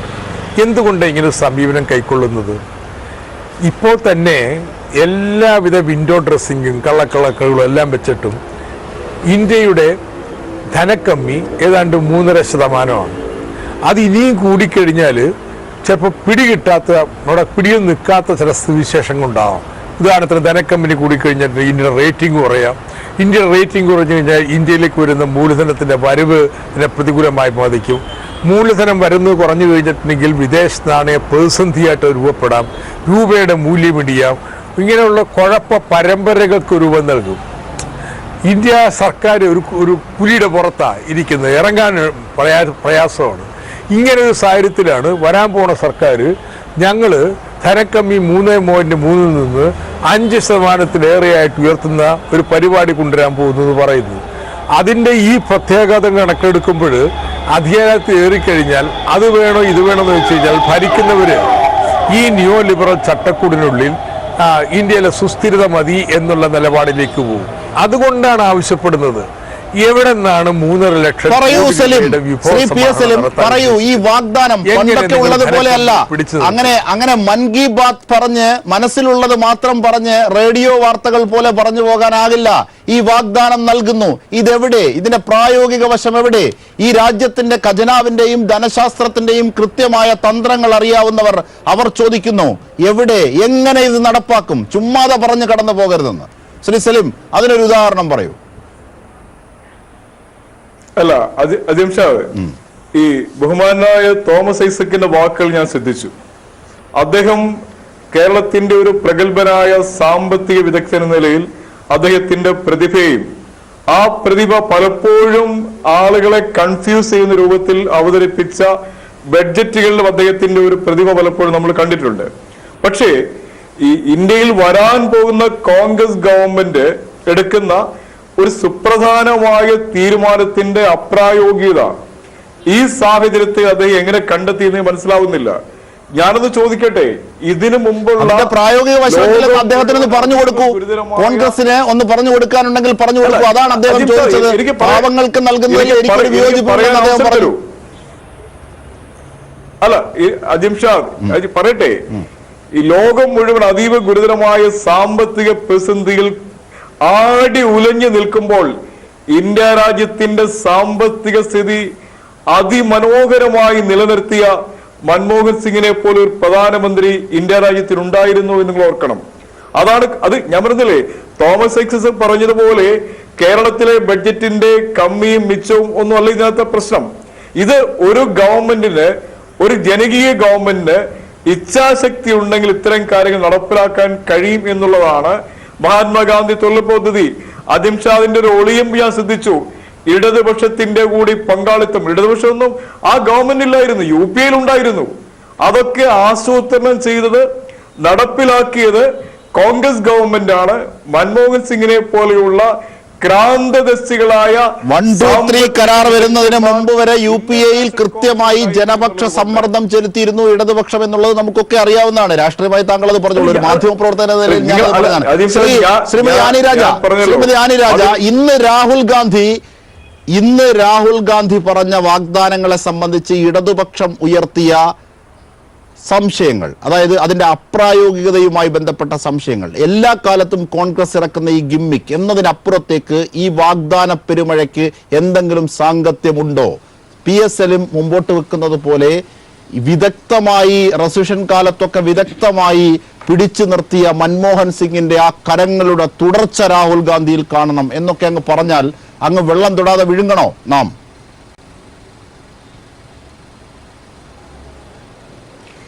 അതിലേക്ക് വരുന്നതിന് മുമ്പ് അദ്ദേഹത്തോട് ഒരു കാര്യം പറയുവാനുള്ള, ഈ അദ്ദേഹം പറഞ്ഞ ഇടതുപക്ഷത്തിന് ഒരു പങ്കുമില്ല മഹാത്മാഗാന്ധി തൊഴിലുറപ്പ് നിയമം കൊണ്ടുവരാനെന്ന് പറഞ്ഞ് അദ്ദേഹത്തോട് പറയാനുള്ള ഒരു കാര്യം ഇതാണ്. ദയവായി താങ്കൾ അന്ന് ധനമന്ത്രിയായിരുന്ന അദ്ദേഹത്തോട് ചോദിക്കുക, ശ്രീ മൻമോഹൻ സിംഗിനോട് തന്നെ ചോദിക്കുക, ആരൊക്കെയാണ് ഇതിന്റെ ഡ്രാഫ്റ്റ് പോലും തയ്യാറാക്കിക്കൊണ്ട് പലവട്ടം ഇവരുടെയൊക്കെ ഓഫീസുകളിൽ കയറി ഇറങ്ങി ഇതിനെ കോൺഗ്രസ് എതിർത്ത് നിന്നപ്പോഴും ഇതിനെ നടപ്പിലാക്കണമെന്ന് പറഞ്ഞ് ഇടതുപക്ഷം എത്രമാത്രം ഇടപെട്ടു എന്ന് അവരോട് നേതാക്കന്മാരോട് ചോദിച്ചു മനസ്സിലാക്കണം എന്ന് അദ്ദേഹത്തോട് ഒരു അഭ്യർത്ഥന. ഇന്ന് നടത്തിയ രാഹുൽ ഗാന്ധി നടത്തിയ ഈ വലിയ ഒരു പ്രഖ്യാപനം, ആ വാഗ്ദാന പ്രഖ്യാപനം, അതിലേക്ക് വരുമ്പോൾ സ്വാഭാവികമായും അദ്ദേഹം എടുത്തെടുത്തു പറഞ്ഞ ഒരു കാര്യമുണ്ട്. ഇതോടുകൂടി ഈ രാജ്യത്തെ ഗരീബി അങ്ങ് തീരും, ഈ രാജ്യത്തെ പട്ടിണിയും ദാരിദ്ര്യവും തീരുമെന്നാണ് അദ്ദേഹം പറഞ്ഞത്.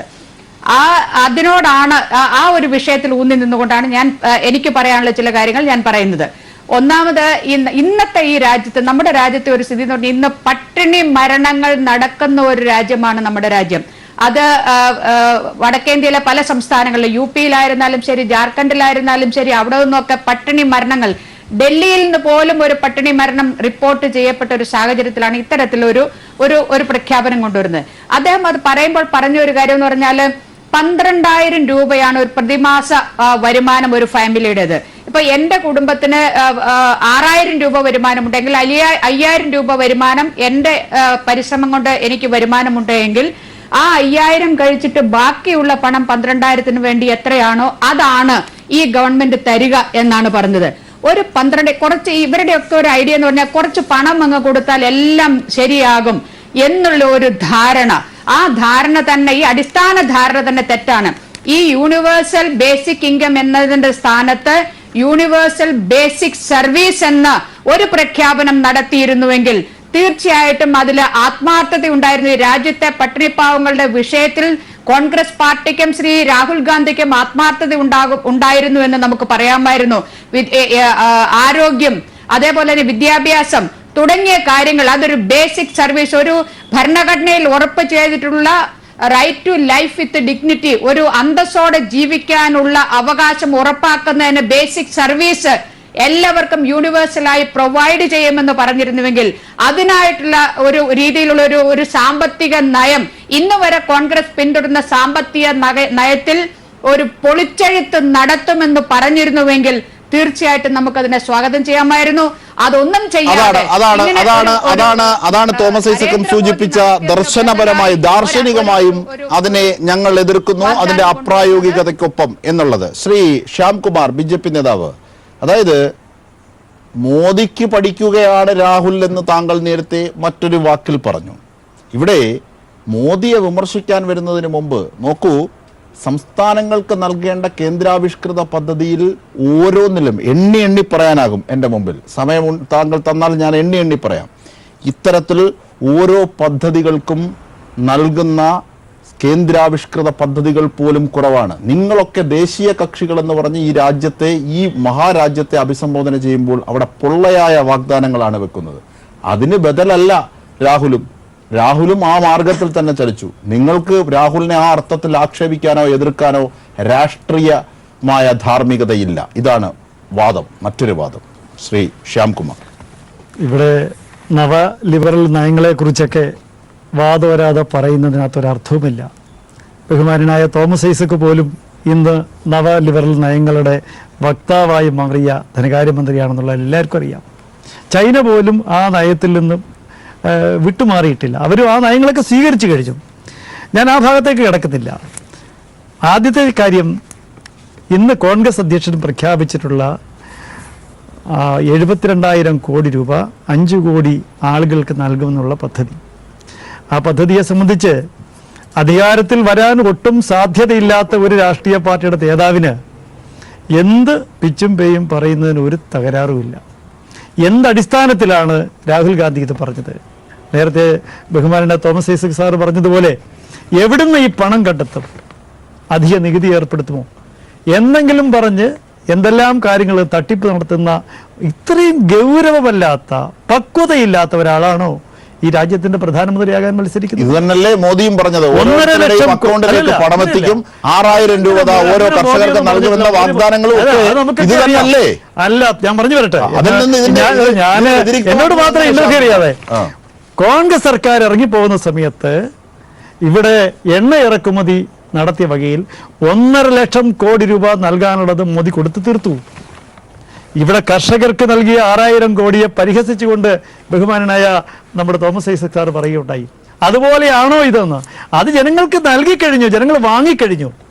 ഇവിടെ നടപ്പിലാക്കാത്ത ആരോഗ്യ പദ്ധതി ആയുഷ്മാൻ ഭാരതിനെ കുറിച്ച് അങ്ങ് നിശബ്ദമാകുന്നുണ്ട്. ഇവിടെ അതുപോലെ ഇവിടെ നടപ്പിലാക്കാൻ തയ്യാറല്ല. 5 ലക്ഷം രൂപ നടപ്പിലാക്കാൻ തയ്യാറല്ല. ധനകാര്യമന്ത്രി പോലും പറയുന്നില്ല കേന്ദ്രാവിഷ്കൃത പദ്ധതികൾക്ക് കേന്ദ്രം പണം നൽകുന്നില്ല എന്ന്. ബഹുമാനായ ധനമന്ത്രി പറയും, പറയട്ടെ, കേരളത്തിൽ നമുക്ക് കടം വീട്ടാൻ 13,000-13,000 കോടി രൂപ കടം വാങ്ങാൻ, കടം തിരിച്ചു നൽകിയ ഒരു കേന്ദ്ര സർക്കാർ, ഇതല്ലാതെ വേറെ ഏതുണ്ട്? ആനിരാജ് ചോദിക്കുന്നു, തൊഴിലുറപ്പ് പദ്ധതി തൊഴിലാളികളുടെ കുടിശ്ശികയെങ്കിലും കൊടുത്തു തീർക്കാൻ എന്തുകൊണ്ടാണ് കിട്ടാത്തതെന്ന് തോമസ് ഐസക് പറയട്ടെ. ഇവിടെ 3 മാസം കൂടുമ്പോൾ അതിന്റെ കണക്ക് കൊടുത്തിട്ടുണ്ടോ? സ്റ്റേറ്റ്മെന്റ് കൊടുത്തിട്ടുണ്ടോ? അതാണോ കാര്യം? എന്തുകൊണ്ട് കിട്ടുന്നില്ല എന്ന് അദ്ദേഹം പറയട്ടെ. എന്തുകൊണ്ട് കേന്ദ്ര സർക്കാരിന്റെ പദ്ധതികൾക്ക്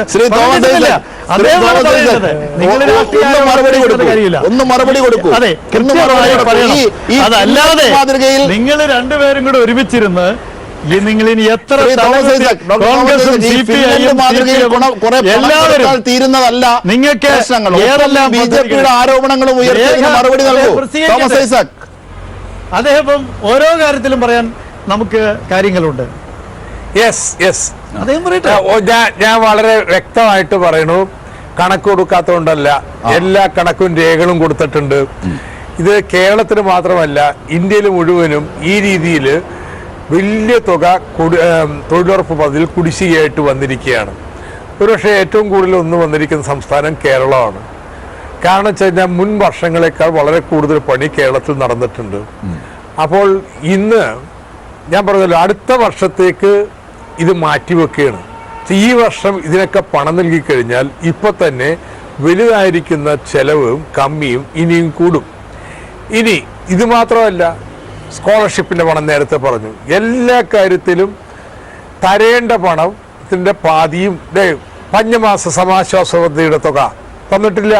ഇതുപോലെ എത്ര വേണമെങ്കിലും പറയാൻ കഴിയും. ഇത് കേന്ദ്ര സർക്കാർ 6,000 രൂപയുടെ കാര്യം പറഞ്ഞല്ലോ. ഇത് കളിപ്പിരെന്ന് പറഞ്ഞത് എന്താണെന്നറിയോ? 6,000 രൂപ പ്രഖ്യാപിച്ചു, ഇപ്പൊ 2,000 കൊടുക്കുള്ളൂ. അപേക്ഷ എല്ലായിടത്തും മേടിച്ചു. ഈ കേരളത്തിൽ 18.5 ലക്ഷം പേര് അപേക്ഷിച്ചിട്ടുണ്ട്. ഏതായാലും എനിക്കൊരു ഗുണം കിട്ടി. അതുകൊണ്ട് കരമടച്ച രസീതിന് വേണ്ടിയിട്ട് എല്ലാവരും കരമടച്ചിട്ടുണ്ട്. അപ്പം അത് അത്രയും വരുമാനം കൂടിയിട്ടുണ്ട്. പക്ഷെ 18.5 ലക്ഷം ആളുകൾ അപേക്ഷിച്ചപ്പോൾ എത്ര പേർക്ക് കൊടുത്തതെന്നറിയാമോ? 3.3 ലക്ഷം പേർക്ക്. മനോരമയിൽ വായിച്ചത് 67 കോടി രൂപ കേരളത്തിന് അനുവദിച്ചിട്ടുണ്ടെന്നാണ്. ബാക്കിയുള്ളവർക്കൊന്നും കിട്ടുന്നില്ല. ഇപ്പം ഞാനിപ്പോൾ പ്രസംഗിച്ച് കിടക്കുന്നതും ചെയ്യാൻ പോണതും എല്ലാ പഞ്ചായത്തിലും അപേക്ഷിച്ച് കിട്ടാത്തവരുടെ പ്രതിഷേധ സമ്മേളനങ്ങൾ LDF നടത്താൻ പോയിട്ടുണ്ട്. അപ്പോ ഇതിന്റെ പ്രശ്നം എന്താ വെച്ചാൽ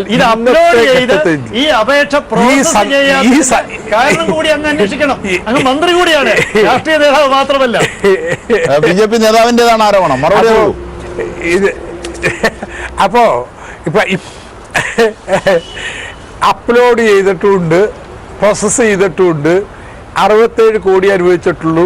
ഈ ഇലക്ഷന് മുമ്പ് ഈ ധനകാര്യ വർഷത്തില് ഇതിനേക്കാൾ കൂടുതൽ ചെലവാക്കാൻ കേന്ദ്ര സർക്കാരിന് കഴിയത്തില്ലെന്ന് നിങ്ങളുടെ കമ്മി പിടിച്ചു നിർത്തേണ്ടത് വളരെ വളരെ പ്രധാനമാണ്. അതുകൊണ്ട് എല്ലാ ചെലവും ചുരുക്കുകയാണ്, സംസ്ഥാനങ്ങളുടെ ചെലവിൽ ഇതെല്ലാം ചെയ്യുകയാണ്. യഥാർത്ഥത്തിൽ ഈ ഇത്രയും വലിയ ഇലക്ഷൻ നടക്കുമ്പോൾ ഈ 6000 രൂപ ചുരുക്കിയത് നിങ്ങളുടെ എക്കണോമിക് റിവ്യൂവിൽ 2 വർഷം മുമ്പ് പറഞ്ഞതല്ലേ universal basic income support scheme. ഇത് കൃഷിക്കാർക്ക് നാട്ടിലെ ജനങ്ങൾക്കും ബേസിക് ഇൻകം സപ്പോർട്ട് സ്കീം ഈ ബഡ്ജറ്റിൽ ഉണ്ടാവും എന്നുള്ള പ്രതീക്ഷയെ കാത്തിരിക്കുകയായിരുന്നില്ലേ? എന്തുകൊണ്ട് എടുത്തില്ല?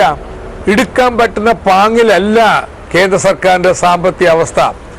അതുകൊണ്ടാണ് നിങ്ങൾ എടുക്കാറുന്നത്. ഞാൻ പറയുന്നത് നിങ്ങൾ മാറിയിട്ട് കോൺഗ്രസ് വന്നാലും ഈ സ്ഥിതിവിശേഷത്തിൽ മാറ്റം വരാൻ പോകുന്നില്ല. അതുകൊണ്ട് ഞാൻ എൻ്റെ ചോദ്യം സലിമിനോട് ഇവയൊക്കെയാണ്. 1, 3.5 ലക്ഷം കോടി രൂപ വേണോ ഈ പദ്ധതി നടപ്പാക്കാനായിട്ട്? 2, ആ 3.5 ലക്ഷം കോടി രൂപ നിങ്ങൾ വായ്പ എടുക്കുകയാണെങ്കിൽ ഈ കമ്മി 5.5% വർദ്ധിക്കില്ലേ? 3, അത് പറ്റില്ല, അങ്ങനെ ഒരു കമ്മി വർദ്ധിച്ചു കഴിഞ്ഞാൽ വേറെ ഒരുപാട് പ്രത്യാഘാതങ്ങൾ ഉണ്ടാവും. അതുകൊണ്ട് നിങ്ങൾ പറയാൻ ബാധ്യസ്ഥമാണെന്ന് എങ്ങനെയാണ് 3.5 ലക്ഷം കോടി രൂപയുടെ വരുമാനം ഉണ്ടാക്കുക? നിലവിലുള്ള സ്കീമുകൾ കട്ട് ചെയ്തിട്ടാണ് അതിന് പണം കണ്ടെത്തുക? അതോ നിങ്ങൾ പുതിയ നികുതികൾ ഏർപ്പെടുത്തി പിരിക്കാൻ പോവുകയാണോ? എങ്ങനെയാണ് വിഭവ സമാഹരണം നടത്താമെന്ന് ഇന്ത്യയിലെ ജനങ്ങളോട് പറയണമെന്ന് അത് പറയാൻ നിങ്ങൾ എങ്ങനെയാണ് ഈ വിഭവം സമാഹരിക്കുക? 2, നിങ്ങൾ ഈ 3 ലക്ഷം അജിം ഷാ, ബഹുമാന്യനായ തോമസ് ഐസക്ക് ഈ സമയത്ത് ഇത് വളരെ പ്രിമച്ചുവറായ ഒരു ചോദ്യമാണ്. 3.5 ലക്ഷം കോടി രൂപ കണ്ടെത്താൻ ഇന്ത്യ പോലൊരു രാജ്യത്ത് ഇതുപോലെ ഒരു വലിയ പദ്ധതിക്ക് ഇന്ത്യയിലെ കോടിക്കണക്കിന് പാവങ്ങളെ സഹായിക്കാൻ കഴിയുന്ന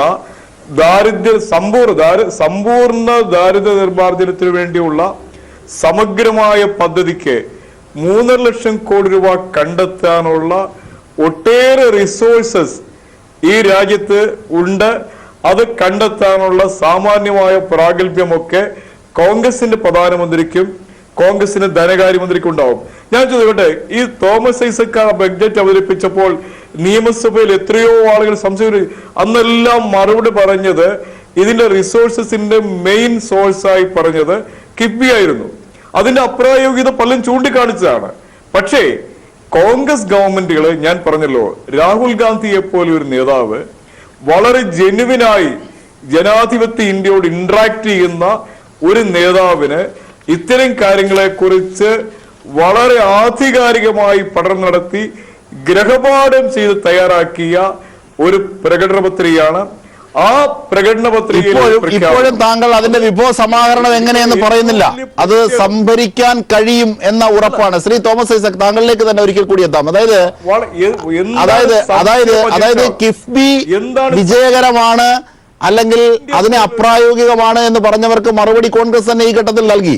അത് വിജയകരമാണ് എന്ന് ഇൻഡയറക്റ്റ് അവർ അംഗീകരിച്ചു. അതുപോട്ടെ, നമുക്ക് ഈ ദേശീയ പ്രശ്നത്തിലേക്ക്, ഈ വാഗ്ദാനത്തിലേക്ക് എത്താം. താങ്കൾ പറഞ്ഞ 2 അക്കമിട്ട് രണ്ടാമത് പറഞ്ഞത് തോമസ് ഐസക്. ബഹുമാനായ തോമസ് ഐസക്കിന്റെ അങ്ങനെ ചോദിച്ചപ്പോൾ ആ ചോദ്യം ചോദിച്ച ആളിന്റെ ധാർമ്മികതയെ കുറിച്ച് ഞാനൊന്ന് പരാമർശിച്ചു എന്ന് മാത്രമേ ഉള്ളൂ. ഒരു ബഡ്ജറ്റ് അവതരിപ്പിച്ചപ്പോൾ ഏത് ചോദ്യത്തിന്റെയും മറുപടി കിഫ്ബിയായിരുന്നു. ഞങ്ങളുടേത് അങ്ങനെ അല്ലെന്നാണ് ഞാൻ പറഞ്ഞത്. അത് എങ്കിലും പറയാനുണ്ടല്ലോ, അത് വിജയിച്ച് കാട്ടിത്തന്നല്ലോ. ഇവിടെ എങ്ങനെയാണ് ആ വിഭവ സമാഹരണം എന്നാണ് ചോദിക്കുന്നത്. അതാണ് പറയാത്തത്. ശ്രീ തോമസ് ഐസക്, താങ്കൾക്ക് പറയാം മറുപടി. തോമസ് ഐസക്, അല്ല, കിഫ്ബി മാത്രമല്ല, അദ്ദേഹം ജൂലൈ മുതൽ നടപ്പിലാക്കുന്ന സെസിനെ കുറിച്ചുകൂടെ നിങ്ങളുടെ ഈ 3.5 ലക്ഷം കോടി രൂപ എന്ന് പറയുന്നത് അല്ല, പറഞ്ഞോളൂ തോമസ് ഐസക്. 3.5 ലക്ഷം കോടി രൂപ റവന്യൂ ചെലവാണ്, ബഡ്ജറ്റിൽ നിന്നേ ചെലവാക്കാൻ പറ്റത്തുള്ളൂ. അതേസമയത്ത് കിഫ്ബിയിൽ എന്ന് പറയുന്നത് മൂലധന ചെലവാണ്, വായ്പ എടുക്കുന്നതാണ്, അത് ബഡ്ജറ്റിന് പുറത്തുള്ളതാണ്. അതുകൊണ്ട് ബഡ്ജറ്റിൽ പണമില്ലാത്ത കിഫ്ബിയെ ബാധിക്കുന്ന പ്രശ്നമില്ല. എന്നാൽ അതേ സമയത്ത് നിങ്ങൾ ബഡ്ജറ്റിൽ നിന്ന് മാത്രമേ ചെലവഴിക്കാൻ പറ്റുള്ളൂ. ഈ 3.5 ലക്ഷം കോടി രൂപ എന്ന് പറയുന്നത് ചെറുതല്ലെന്ന്. നിങ്ങളുടെ ആകെ ബഡ്ജറ്റ് കമ്മി ഇന്ന് 5 ലക്ഷം കോടി രൂപയുടെ അടുത്തുള്ളൂ. അതിനോടൊപ്പമാണ് 3.5 ലക്ഷം കോടി വരാൻ പോകുന്നത്. ഈ കമ്മി പിടിച്ചു നിർത്താൻ പറ്റത്തില്ല. 2008 മുതൽ ഇന്ന് വരെ നിയമത്തിൽ പറഞ്ഞ പോലെ 3% കമ്മി കുറയ്ക്കാൻ ഒരു സർക്കാരിനും കഴിഞ്ഞിട്ടില്ല. ഇപ്പോഴും അത് 3.5 ആയിട്ട് നിൽക്കുകയാണ്. അതിൻ്റെ പുറത്താണിത് വരുന്നത്. അതുകൊണ്ട് നിങ്ങൾക്ക് ഇഷ്ടം പോലെ റിസോഴ്സ് ഉണ്ട്, എവിടെന്നെങ്കിലും കണ്ടുപിടിക്കും എന്ന് പറയാൻ പറ്റില്ല. അങ്ങനെയായിരുന്നെങ്കിൽ എന്തുകൊണ്ടാണ് 2008 മുതൽ ഇന്ന് വരെ നിയമത്തിൽ അനുശാസിക്കുന്ന പോലെ ഈ കമ്മി 3% കഴിയാത്തത്? അങ്ങനെ കഴിയാവുന്ന ഒരു സാഹചര്യത്തിലല്ല കേന്ദ്ര സർക്കാരിന്റെ സാമ്പത്തിക സ്ഥിതി എന്നുള്ളത് BJP സർക്കാരിന്റെ ഇപ്പോഴത്തെ പ്രവർത്തനം നോക്കിയാൽ അറിയാം. ഈ തെരഞ്ഞെടുപ്പായിട്ട് പോലും എത്രയോ അനിവാര്യമായിട്ട് ഉള്ള ക്ഷേമ പ്രവർത്തനങ്ങളെ പണം നൽകാൻ പറ്റാത്ത അവസ്ഥയിലാണ്. സംസ്ഥാനങ്ങൾക്ക് ഇതിനുള്ള പ്രശ്നങ്ങളുണ്ട്. അപ്പോൾ ഇങ്ങനെ പുതിയ പ്രഖ്യാപനം നടത്തുമ്പോൾ നല്ലത്, നല്ല കാര്യം, ചെയ്യാൻ പറ്റും ചെയ്തോളൂ. പാവങ്ങൾക്ക് എത്ര കൊടുത്താലും സന്തോഷമുള്ളൂ. പക്ഷേ അതിനുള്ള പണം എവിടെ നിന്നുണ്ടാവും എന്നുള്ളത് പറയണം. അല്ലെങ്കിൽ ഇപ്പൊ മോഡി 6000 രൂപ വെച്ച് കൊടുത്ത പോലെയാവും. BJP സർക്കാരിന്റെ വികലമായ സാമ്പത്തിക നയത്തിന്റെ ഭൂമികയിൽ നിന്നുകൊണ്ടായിരിക്കില്ല രാഹുൽ ഗാന്ധിയുടെ ഗവൺമെന്റ്, ഇന്ത്യയിലെ മതേതര ഗവൺമെന്റ് ഇത്തരം ഒരു വലിയ പദ്ധതിയിലേക്ക് ഇന്ത്യയിലെ പാവങ്ങളുടെ ദാരിദ്ര്യം മാറ്റാനുള്ള ഈ സമഗ്രമായ പദ്ധതിക്ക് വേണ്ടിയുള്ള റിസോഴ്സസ് കണ്ടെത്താനുള്ള ഒട്ടേറെ മാർഗങ്ങൾ അത് ഇന്ത്യയിൽ പ്രഗത്ഭരായ ഡോക്ടർ മൻമോഹൻ സിംഗിനെ പോലെയുള്ള ശ്രീമതി ആനി രാജ പറഞ്ഞോളൂ, താങ്കൾ ഇടപെട്ടുള്ളൂ. ശ്രീമതി ആനി രാജ. അതെ, താങ്കളോടൊന്ന് ചോദിക്കാനുള്ളത്, അങ്ങനെ വരുമ്പോൾ ഈ നവ ലിബറൽ നയത്തിൽ ഒരു റീലുക്ക് നടത്തുമോ കോൺഗ്രസ്? ഇന്ന് നിങ്ങൾ പറയുന്ന BJP പിന്തുടരുന്ന സാമ്പത്തിക നയമല്ല എന്ന് നിങ്ങൾ പറയുമ്പോഴും BJP ഓരോ തീരുമാനങ്ങൾ കൊണ്ടുവരുമ്പോഴും നിങ്ങളുടെ നവലിബറൽ, അടിസ്ഥാനമായി നവലിബറൽ എക്കണോമിക് പോളിസിയാണ് ഇന്ന് നടപ്പിലാക്കി വരുന്നത്. അതിലൊരു റീലുക്ക് നിങ്ങൾ കൊണ്ടുവന്നതാണത്. അതിലൊരു പുനർചിന്തനം ഉണ്ടാകുമോ? എനിക്ക് ബഹുമാന്യായ ആനി രാജയോട് എനിക്ക് പറയാനുള്ളത്, UPA ഗവൺമെന്റിൽ CPI കൂടി പങ്കാളികളായിരുന്നതാണ്. ആ ഗവൺമെന്റ് നയ സമീപനങ്ങളിൽ അത് നവലിബറൽ നയമാണെങ്കിലും ഈ കോൺഗ്രസ് ഗവൺമെന്റുകളുടെ UPA ഗവൺമെന്റുകളുടെ സാമ്പത്തിക നയത്തെ എന്ത് പേരിട്ട് വിളിച്ചാലും ആ സാമ്പത്തിക നയങ്ങൾക്ക് ഇന്ത്യയിലെ പട്ടിണി പാവങ്ങളോടുള്ള സഹാനുഭൂതിയുടെ ഒരു സ്പർശം ഞങ്ങളുടെ ഗവൺമെന്റ് സാമ്പത്തിക ഇന്ത്യയിലെ നേരത്തെ സൂചിപ്പിച്ചതുപോലെ വളരെ കർശനമായ സാമ്പത്തിക അച്ചടക്കത്തിലൂടെയാണ് നമ്മുടെ രാജ്യം കടന്നു പോകുന്നത്. അതുകൊണ്ടാണ് ഈ കാര്യങ്ങൾ ഭംഗിയായി നടക്കുന്നത്. അതിന് പകരം ഒന്നും കിട്ടാറില്ല. കോൺഗ്രസിന്റെ നേതാവ് പറയുന്ന പോലെ നോട്ടീസ് അച്ചടിക്കുന്നത് പോലെ നോട്ട് അച്ചടിച്ച് ഈ രാജ്യത്ത് സാധാരണക്കാർക്ക് വിതരണം ചെയ്യാമെന്നൊക്കെ വ്യാമോഹിക്കുന്നത്, ഇതുതന്നെയാണ് മോദി പറഞ്ഞത്. അങ്ങനെ ഒരു മോദി ഒരിക്കലും പറഞ്ഞിട്ടില്ല. നിങ്ങൾ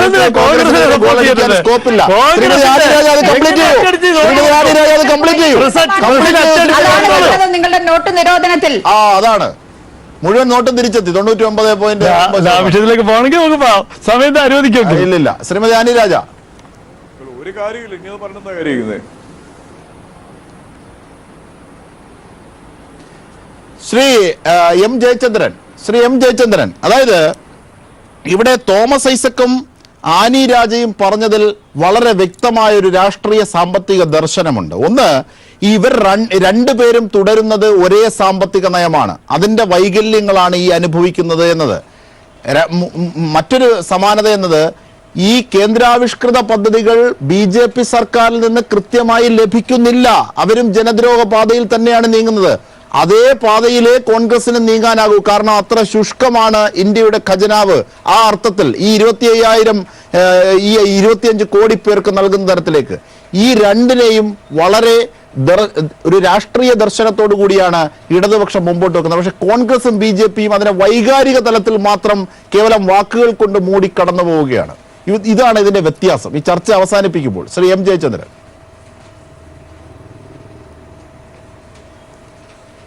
അതെ, അത് തന്നെയാണ് അതിന്റെ വ്യത്യാസവും. കാരണം ഇപ്പൊ ഈ പറയുന്ന കേന്ദ്ര സർക്കാർ ഇപ്പൊ വിതരണം ചെയ്യുന്ന ഒരു വർഷമുള്ള 6000 കോടി, ഇപ്പൊ ഇതാ രാഹുൽ ഗാന്ധി എന്ന് പറഞ്ഞിട്ടുള്ള 72,000 കോടി രൂപ, ഇതുകൊണ്ട് അൾട്ടിമേറ്റായിട്ട് അന്തിമമായിട്ട് ഉദ്ദേശിക്കുന്നത് ദാരിദ്ര്യ ലഘൂകരണമാണോ അതോ ദാരിദ്ര്യ നിർമ്മാർജ്ജനമാണോ എന്താണെന്നുള്ളത് കേന്ദ്ര സർക്കാരും പറയുന്നില്ല, രാഹുൽ ഗാന്ധിയും പറയുന്നില്ല. പിന്നെ കേന്ദ്ര സർക്കാരിൻ്റെ കാര്യം മാറ്റിവെച്ചാൽ ഈ രാഹുൽ ഗാന്ധിയുടെ കാര്യം മാത്രം എടുത്താൽ എങ്ങനെയാണ് നടപ്പാക്കുക ഈ പദ്ധതി? 2004 ഇന്ത്യ ഷൈൻസ് എന്നുള്ള ഒരു മുദ്രാവാക്യം വെച്ചാണ് അന്നത്തെ BJP സർക്കാർ, വാജ്പേയി സർക്കാർ മുമ്പോട്ട് വന്നതും അയാളെ തോൽപ്പിച്ചതും ഇടതുപക്ഷത്തിന്റെ സഹായത്തോടുകൂടി അധികാരത്തിൽ വന്നതും. പിന്നീടാണ് താങ്കൾ പറഞ്ഞത് അടക്കമുള്ള ഈ തൊഴിലുറപ്പ് പദ്ധതി ഒക്കെ ഉൾപ്പെടെ വലിയ മാറ്റങ്ങൾ ഉണ്ടാക്കിയതും 2009 ഇടതുപക്ഷം പിൻവലിച്ച് വേറെ പുതിയ രൂപത്തിലേക്ക് 12 ലക്ഷം കോടി രൂപയുടെ അഴിമതിയാണ് 2009 മുതൽ 2014 വരെ UPA സർക്കാരിൽ അരങ്ങേറിയെന്നുള്ളത് പിന്നീട് നമുക്കറിയാവുന്ന കാര്യമാണ്. ഇപ്പൊ ഇനി എത്ര പേരാണ് രാഹുൽ ഗാന്ധി പിന്തുണയ്ക്കുന്നത്? അത് വേറൊരു സംഗതി. ഇതൊക്കെ മൊത്തത്തിൽ നിൽക്കുമ്പോൾ എങ്ങനെയാണ് ഇനി ഈ ഒരു പുതിയ നടപ്പിലാക്കാനായിട്ട് ആരുടെയും പിന്തുണ ഇല്ലാതെ? ശരിയാണ്. അപ്രായോഗികതകളുടെയും കെട്ടിപ്പൊക്കിയ സ്വപ്നങ്ങളുടെയും മുകളിൽ ദാസനും വിജയനും സംസാരിച്ചതുപോലെയാണ് BJPയും കോൺഗ്രസും വാഗ്ദാനങ്ങളുടെ പെരുമഴ തീർക്കുന്നത്. ചർച്ചയിൽ പങ്കെടുത്തവർക്കൊക്കെ നന്ദി.